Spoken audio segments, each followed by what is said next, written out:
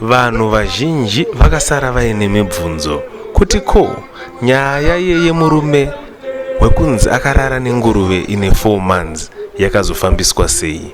Wanga wapisira trousi kunguruve ere kana kumwana aiti kunguruve ko nhau yakaripotwa munomu makanga mwine nhau yekurepwa kwemwana ere kana kuti kurepwa kwenguruve kudaro kumeja street achitaura nyaya yangu yekurepa kwenguruve handitika apa ndakuda kuti nhau yende pachivanhu vanondionera kuti nguruve iyi haitaure saka mhepo mondoro ndiyo chataura zvichabva ikoko ndo zvandichateerera.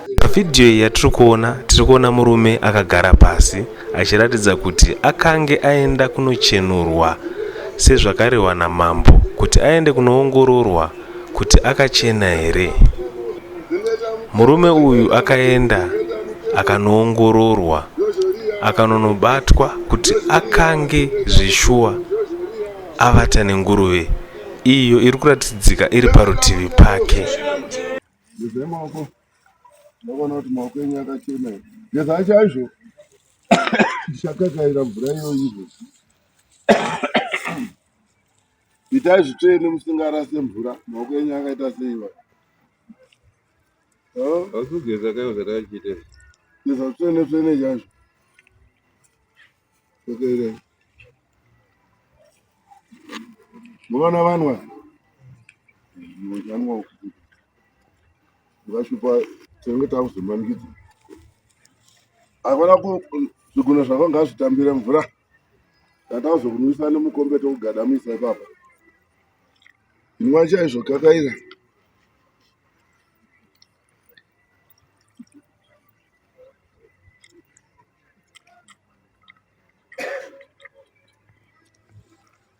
wambobata puti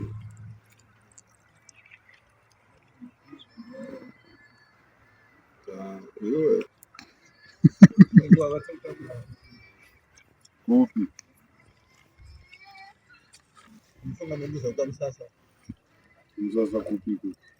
Ukamsasa. Yuko wakaita zi? Mbona yakazipisa price ndikanga Yo. Wakaibatawo. wakambotamba ziguru wakambotamba ziguru wakatamba chii Yazi jarara tangu yangu hizo. Jarara tikivina. unavina bure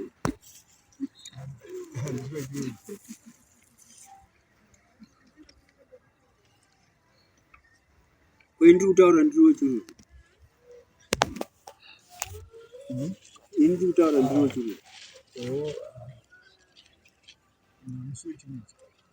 inini ndikutaura chirudzi ichocho ndiri dhewa bvuma varanda varozvi takapera nenda